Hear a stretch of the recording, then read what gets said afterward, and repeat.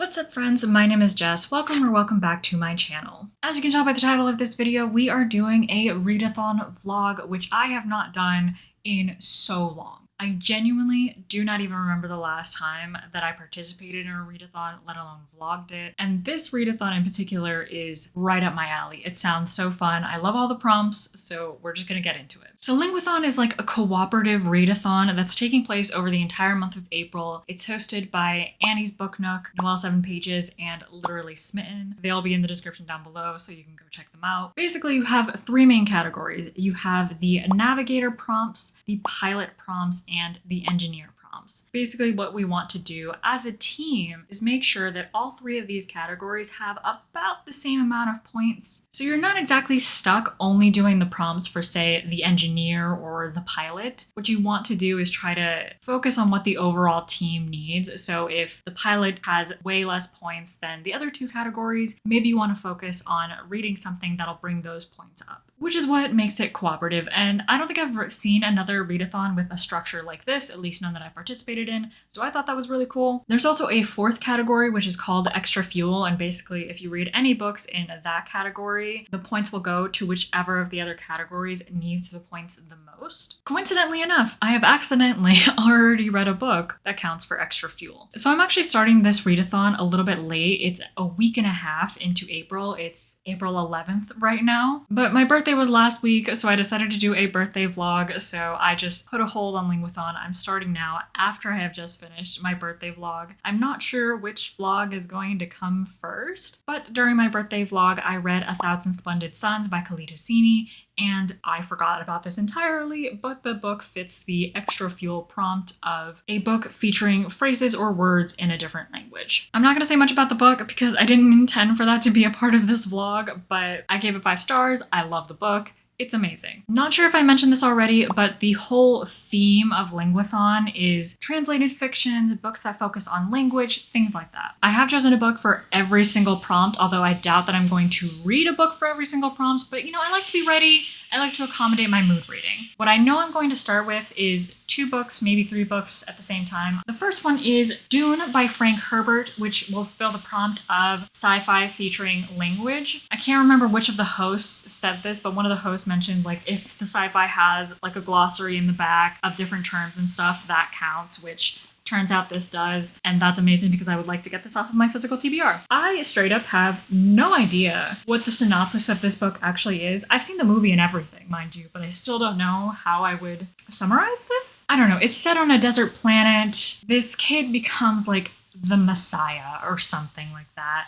I'll give you a better summary as soon as I can figure it out for you. Other than that, I'm going to be reading Convenience Store Woman by Sayaka Murata for the prompt of novel set in non-English speaking country. And I'll be reading the group book, which is a poetry collection called The Iraqi Nights by Dunya Mikhail. Now, I would love to give you a summary of both of those right now, but unfortunately I cannot because I have my work computer right behind my laptop and I can see that an email that I've been waiting for has come in. We're gonna have to stop this clip here. But you got the introduction. Hi, I'm back. I'm so very sorry if you can hear the maintenance work that's happening. We have people working on the roof this week. It's been a very frazzling week in pretty much every way that the week could be frazzling for me. It's now Wednesday. I think the last clip was filmed on Tuesday and I ended it so abruptly because I had a work email come in that I was literally waiting the entire day for. And I mean waiting so long that I thought it wasn't actually going to come in that day. It was going to come in the next day. And it surprised me. And it was the trigger for a lot of things that had to happen. So I was 0 to 60, went from booktube mode to work mode, and I had to leave. But I'm back and I have some things to say. Since the last clip, I have started and finished The Iraqi Nights by Dunya Mikhail, which is the group book and which I've also submitted for Women in Translation, which I think is a navigator prompt. Oh, and the train is coming in now too. I'm also filming this clip on my lunch break while I'm waiting for my lunch to cool down enough for me to eat, and now I'm like kind of worried that it's going to cool down enough that it's cold, and that's going to be upsetting. I just need to be chill. I need to be chill. So The Iraqi Nights is a poetry collection by an Iraqi author, former journalist. I think the official synopsis says that the author styled this poetry collection in the style of 1001 Nights. Personally, I have never read 1001 Nights. I know the general gist of it, and based on that gist, I don't really see the influences of it, but it is still a really good collection. Because of who the author is and the situation and circumstances that she grew up in, a lot of the poems in this collection do talk about things like war and strife, but there's this overarching theme of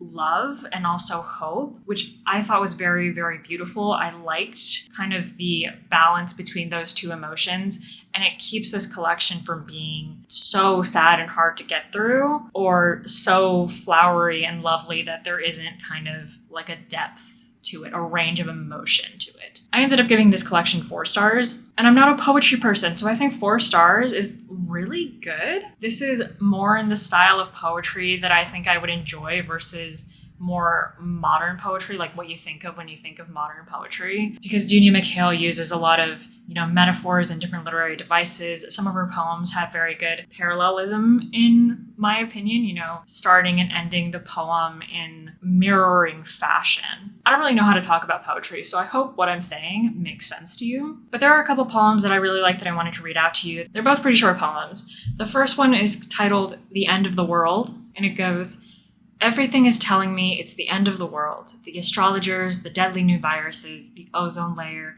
the ant cavorting with the grasshopper, the wars and his message cold and curt. But other things change my mind. The clouds that always know their way, the seashell that hasn't quite disclosed all, the wishes tossed with coins into the fountain, and the flower waiting to happen." And then the next poem is Footprints on the Moon. "When I set foot on the moon, everything told me that you were there too. My lighter weight, the loss of gravity, my heart's rapid beating, my mind empty of everyday concerns, the lack of memories of any kind, the earth off in another place, and these footprints, all of this points to you." Those two were some of my favorite poems of the whole collection, and I just noticed that I picked some of the more hopeful ones, but there are other poems that I liked that weren't so hopeful, and there are lines across the entire collection that I really liked, even if the poem as a whole didn't make it into my favorites. I would highly recommend trying this collection if you are a poetry person, or if you're not. I think it's worth giving it a shot. I started listening to the audiobook of Convenience Store Woman last night. I'm now like 82% of the way through it. It's a really short book, and it's a really fast book to get through. This is a contemporary story that follows Keiko, who's been working in a convenience store for I think 18, 19 years now. She's 36 years old, and to her, the convenience store is a place that makes sense. She understands how it works. She understands what she should be doing in order to appear like a normal person. Those are things she doesn't understand outside of the convenience store. She doesn't understand the rules of being normal in the eyes of society. But things are starting to get a little bit difficult because all of the people in her life are starting to badger her about, why is she still working at this convenience store instead of having more ambitions? Why has she never had a relationship? Why isn't she married? All of those things. So I haven't finished the book yet, but I think I can confidently say that I think this is a book that everyone should read, because I think it'll give people a better understanding and more sympathy for other people. It's never explicitly said that Keiko is autistic, but I'm pretty sure that's the way everyone has interpreted it, and that's a pretty quick interpretation that you come to from the very beginning of the book, so I don't think I'm spoiling anything in saying that. But regardless of the label, essentially, Keiko just doesn't understand how people in general function, the way that they react to things, the emotions that they feel, why they would maybe want things like relationships or more ambitious careers, things like that. She just doesn't get it, and she's very happy and content with the life that she has working at this convenience store. I do think the book is maybe a little bit heavy-handed in the message that it's trying to get across about how society kind of gets rid of people who don't fit in what they consider a normal life. But honestly, for some people, I think that message needs to be heavy-handed. And this is why I think that everyone should read this book. Either you're someone who's totally awful and doesn't understand, people live different lives and they like different lives, and maybe this will get you to understand, hey, not everyone wants to live the life that you do. Maybe it'll get those kinds of people to better empathize. And then for people who are already empathetic, I think it would still work on getting rid of some of the prejudices and biases that are not as noticeable. Because personally, I have never judged anyone for not wanting to have a relationship. The job aspect is something that's different, though. I've never judged someone for working at a convenience store or other jobs of that level, because someone needs to work those jobs. It's an honest living. what does it matter to me? But reading this book has made me realize that I do have some sort of bias of like, I don't judge people for working that job, but I don't understand people who don't have higher ambition. And that's a prejudice that I need to work on. And reading this book, I think, has made it so clear to me that it's something that I should try to fix in my perception of the world. Like, there's nothing wrong with being happy in the position that you're in and not striving for something else. That being said, I've had so many therapy sessions about how I am never content with anything, and anytime I reach any goal, I immediately set another one for me. So I'm also not the best judge of character when it comes to things like that. This is a growing experience for everyone. I think there's a lot to learn from reading this book and kind of internalizing the message here. There's one line in particular that stood out to me. I don't remember the exact wording of it, but essentially the idea was that if you don't fit societal norms, if you don't appear normal to society, people take that as an invitation to trample upon your life and try to fix you, regardless of whether or not you think there's something to fix. So yeah, I'm really enjoying it. As for Dune, I have not touched it. So I have quite a few updates to give y'all since the last clip. First of all, I finished Convenience Store Woman. I ended up giving it 5 stars. I really liked it, and I don't know if I can really describe why I liked it, because it's kind of a weird book. I don't know. I like the message that I was trying to give about people being different and, you know, how society tends to try to push them out or punish them for being different. And this perspective of Keiko is so different than the other perspectives that I usually see in books. So it was an interesting experience. It was a new experience, and I appreciate it for that. It's also a book that got me feeling things. I think it was like 30% of the way through the book that the main male character is introduced, and oh my god, he pissed me off. I don't even know what to say about it. Like, the things that he would say were just so, like, I can't believe somebody was able to not only think those thoughts and formulate them, but make it all the way to saying those words out loud and thinking that that was a good idea. I'm very glad that the book ended the way it did. I have mixed feelings about it. I like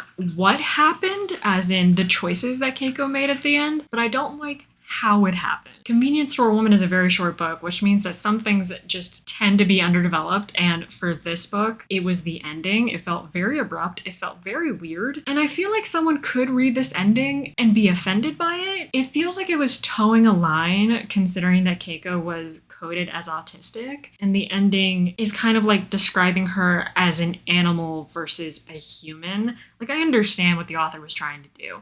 I don't think it was meant in an offensive way, but I could see how someone would be offended by it. The edition of The Convenience Store Woman that I read also had like a love letter to a convenience store that the author wrote, because apparently the author had worked in a convenience store before, and that's why she had an attachment to them. That's where this book came from. And I think that letter adds a bit more perspective and makes it more clear that the author isn't poking fun or mocking people who work in convenience stores. She genuinely seems to really love convenience stores. And you know what? After reading this book, I can get the appeal of it. I understand where she's coming from with that. I don't know. It was a bit of a weird experience, but I really liked it. I enjoyed my time with it. So after finishing Convenience Store Woman, I also finished Letters to a Young Poet by Rilka, which is not a book that I intended reading for this readathon at all. But I finished it as a part of my National Poetry Month vlog that I'm doing. And then I realized, hey, wait a second, this was translated from German, wasn't it? So I decided to take advantage, and I submitted it for nonfiction out of my comfort zone. And the only thing I'm going to say about it is that I gave it 4 stars. If you want more thoughts on Letters to a Young Poet, you're going to have to watch the National Poetry Month vlog. So last night, I also started Dune. I am only 26 pages into it because I am straight up stalling. I am avoiding Dune. It intimidates the hell out of me.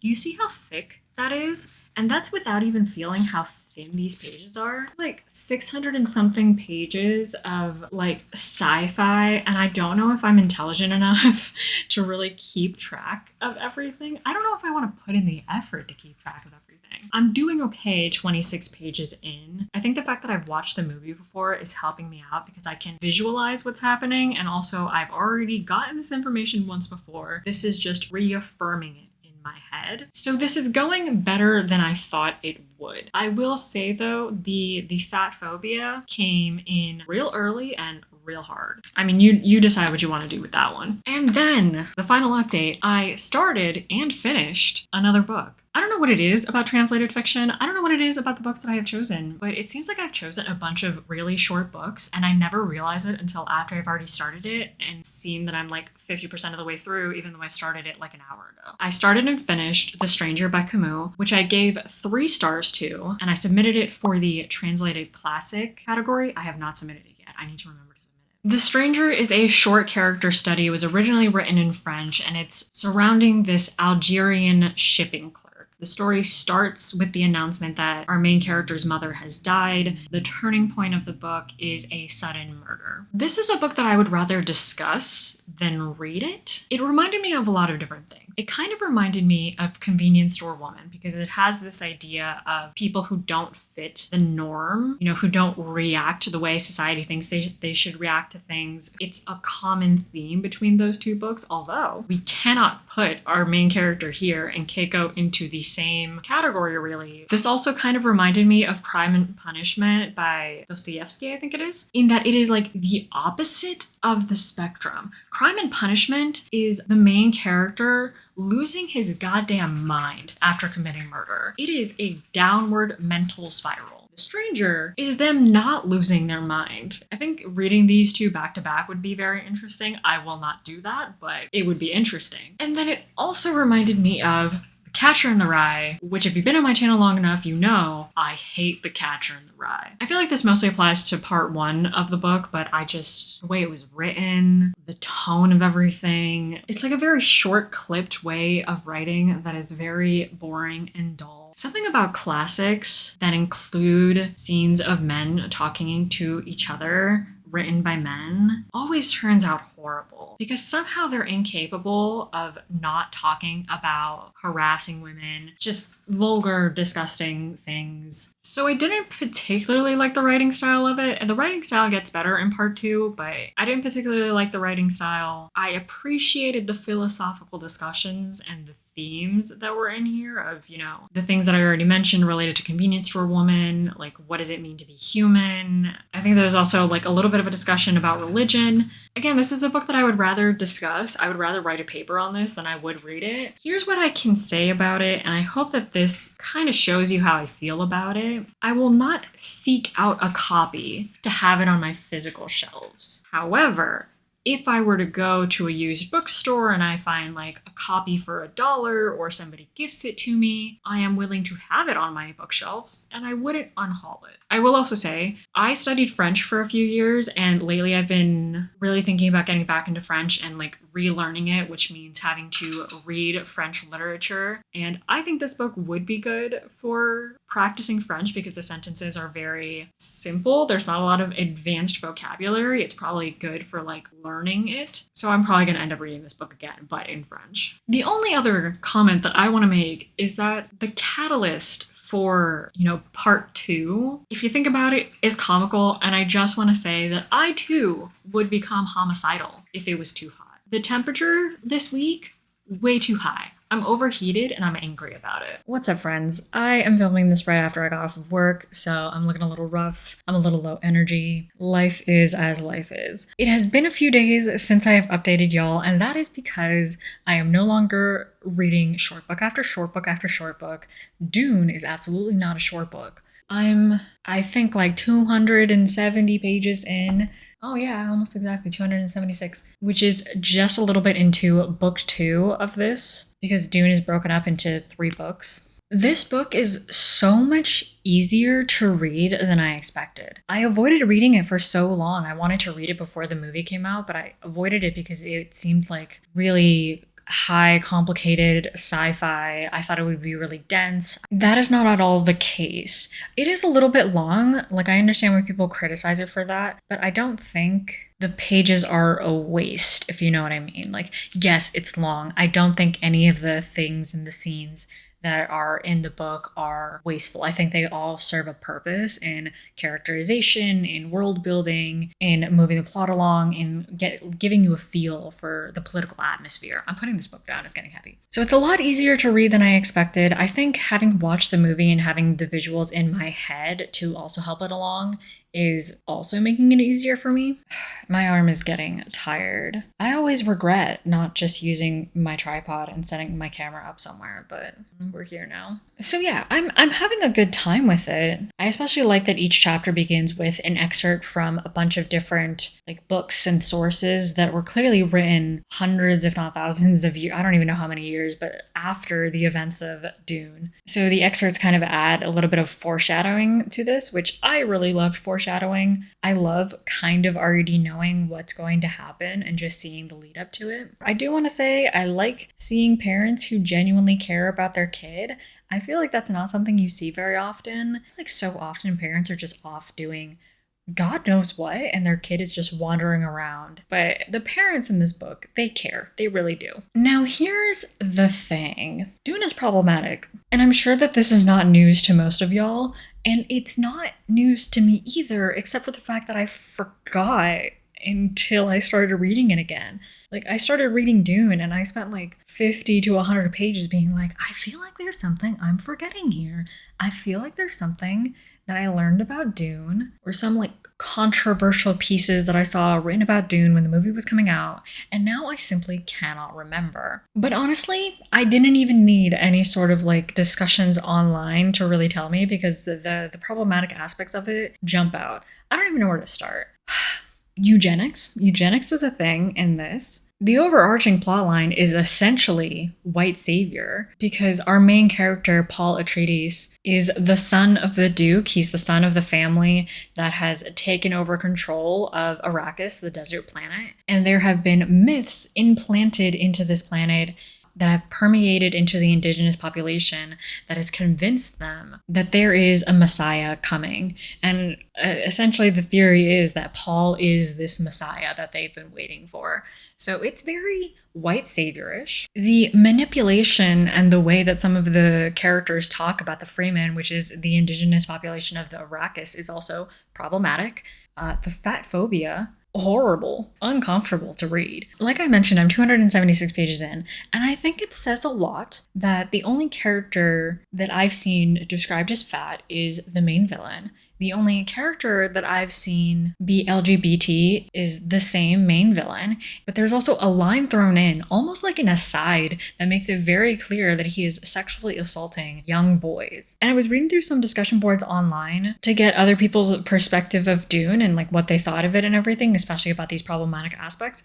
And I found it so funny that someone was like, oh, bet that in the movie they're not gonna make a Harkonnen gay because you can't have gay villains nowadays. The SJWs are going to get so offended by that and all of that. And I'm just the lack of comprehension in some of the people in these discussion boards is ridiculous.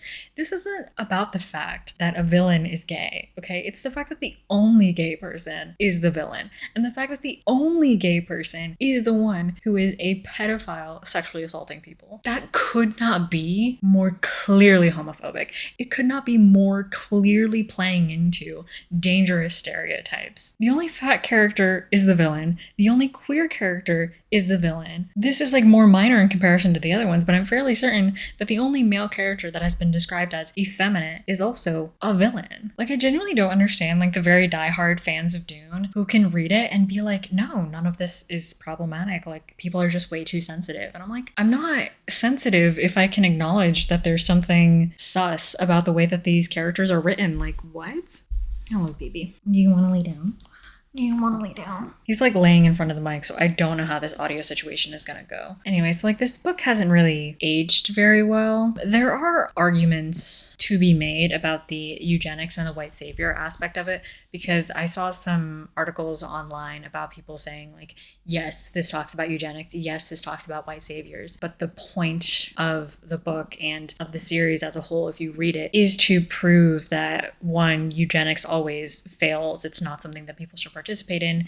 Two, to also criticize the white savior. And those same people are quick to point out that one of the overarching themes of this book is an ecological theme about the consequences that come about if you don't treat the ecology correctly and if you just take advantage of it and you take and you take and you take from it, which I can totally see. I can see how there is good things from Dune. And I'm going to keep reading the book because the story itself is entertaining enough. I'm especially interested in the concept of how messiahs come to be, how religions are formed, because that's essentially what we're looking at. We're looking at the early stages of the development of a religion, or a religious figure rather. So there's entertaining aspects, there's also very problematic aspects. I understand people who do enjoy Dune, and I also understand people who never want to read Dune. Two things before I get into this update. One, you're probably going to hear noise in the background because my partner is in the process of making dinner. Sorry about that. And two, if I seem low energy in this clip, I'm also sorry about that. I've been so exhausted today, and for what reason? I don't really think I've done anything today. It's a Sunday. I'm just so tired. I did finish Dune yesterday. I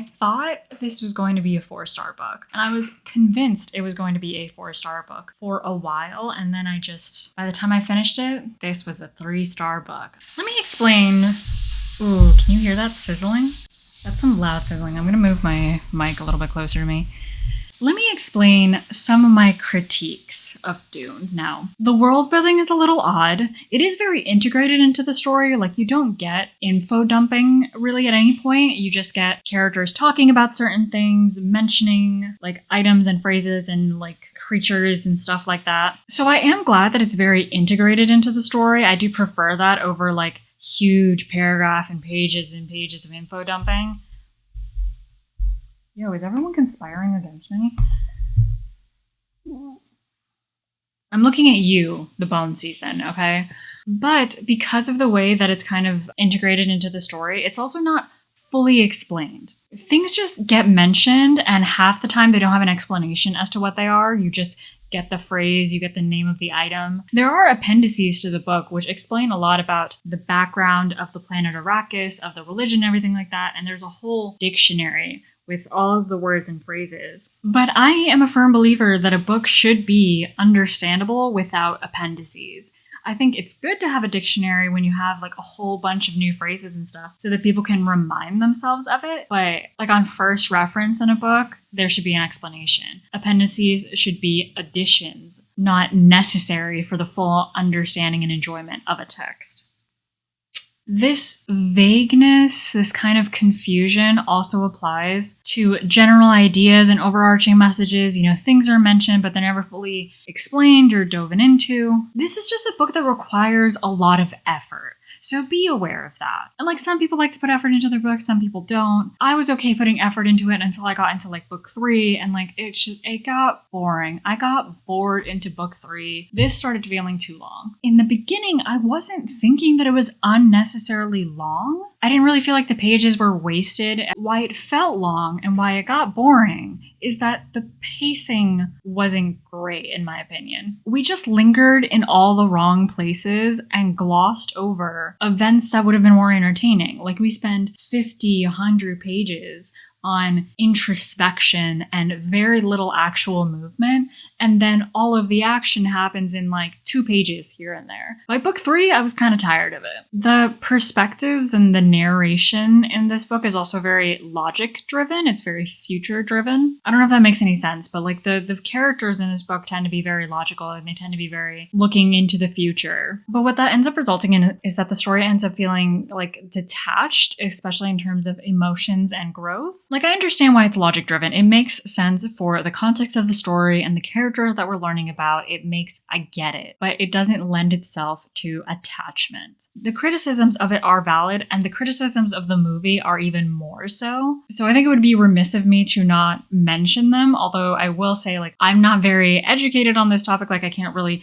explain it fully. I'm not the person to turn to for a full understanding of the background and the implications of it, but I'll tell you what I know. The story of Dune, the world of Dune, and like the phrases and some of the culture in this book is based off of and ripped off of the history and culture of three different groups: the Arabic Bedouins, the Native Americans, and the Jewish people. All to different degrees. I think most people agree that the biggest influence are the Bedouins. Some people say that Dune lacks creativity because it took so much from the culture and the stories of those groups. A lot of people criticize Dune for its white savior narrative. The general argument against that criticism is that the whole point of Dune is to criticize the white savior. But I do want to note that the people who argue this also mostly say that this critique is mainly established and followed through on in the second book, which is Dune Messiah. I see signs of the critiques of the white savior trope in this book, but I think that maybe most of it is because I already knew about that in advance, so I was looking for it. I don't know if someone who didn't know about that would read Dune and see that Frank Herbert is criticizing the white savior. Personally, that whole argument about how the sequel, Dune Messiah, really makes it so clear it's bullshit. It's a poor argument. If the message isn't clear in 600 pages and you need a whole other book to make that message clear, then was that really the author's original message, or did he just decide to tack it on afterwards? Because there's always a possibility that people read Dune and they were like,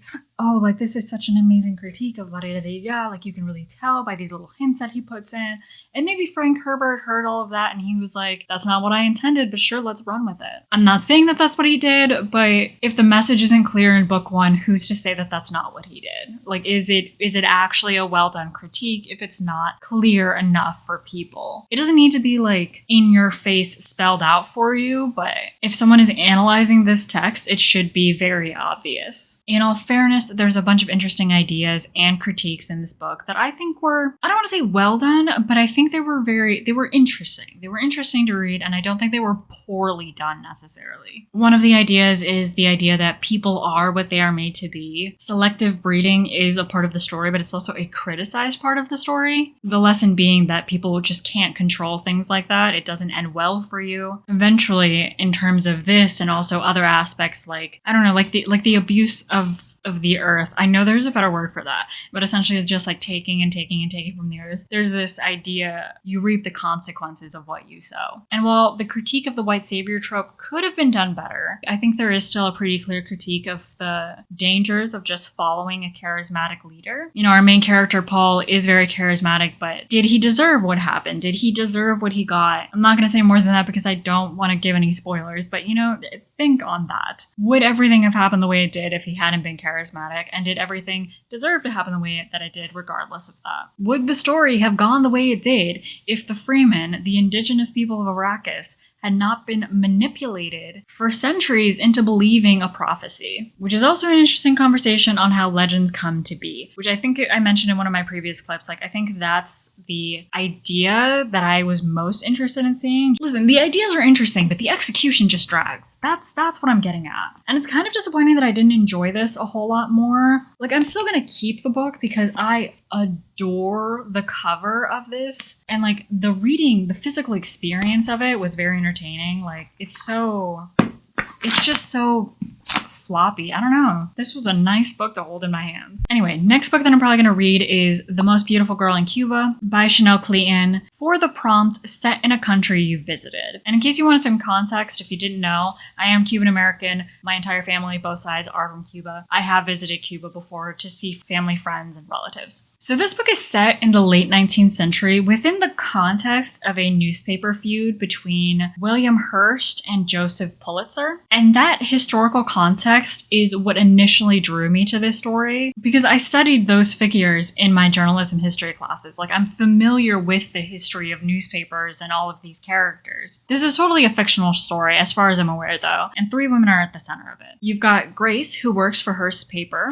Evangelina, who's imprisoned in Havana and splashed across the front page of the paper with the label, The Most Beautiful Girl in Cuba, and you have Marina, a courier who secretly works for Cuban revolutionaries. I just thought that would be very interesting. I don't read a lot of books set in Cuba or like that talk about Cuban history very much, and it would be nice to learn a bit more about, you know, my family's home country's history. I've never really heard people talk about this book or this author, so I don't really know. I don't have expectations for whether or not this is going to be a good experience. Anyway, with how many days left in this? Yeah, with 6 days left in this readathon, this very well might be the last book that I read. I'm not sure. Dune really exhausted me, so I haven't even started The Most Beautiful Girl in Cuba. I need a break from reading real books. And after weeks of vlogging, I'm like losing steam. Alrighty, y'all, it is time to close out the vlog. Linguathon is officially over. Apologies in advance if I look or sound groggy. I just woke up from a nap and I think it's obvious. Sadly, I don't really have a stellar note to end on because I didn't end up finishing another book. That's the nature of things sometimes. You know, what can I say? I've got some burnout after Dune and all of the vlogging that I've done this past month. Like, I have 3 vlogs coming out in May because of April. So I'm a little tired. I'm generally not in the mood to read a lot, especially things that I'm reading specifically or mainly because of prompts. I'm only a little bit of the way into The Most Beautiful Girl in Cuba, and honestly, I'm soft DNFing it. I've got nothing against it right now. Like, it's going perfectly fine. I'm actually interested in seeing where the plot line goes. I'm just not interested right now. It's not what I'm vibing with right now, and I don't want to force myself to go through it. I'm trying to be better this year about only reading things when I genuinely feel like reading it, and The Most Beautiful Girl in Cuba just is when I feel like reading right now. So we're ending it here, and my notes on how many prompts I completed over the course of this readathon are not showing up, so I'm going to try to do this by memory, but I think I got 2 pilot prompts, 2 engineering prompts, 1 navigator prompt, and then 1 prompt for extra fuel. So I completed 6 prompts, one of those also being the group book. You know what? I think that's pretty awesome. I think I did a great job with this Linguathon. The hosts have already announced in the group chat that the collective as a whole did good, and we got enough points in all categories to have safely landed the flight, which was the narrative goal. So you know what? I'm counting this as a success. I hope y'all enjoyed this vlog. I hope you enjoyed getting my thoughts on some of these books. I'm very glad to have read the books that I did because some of these were really books that were high on my TBR that I really just wanted to finally read. And yeah, I will see you in the next one.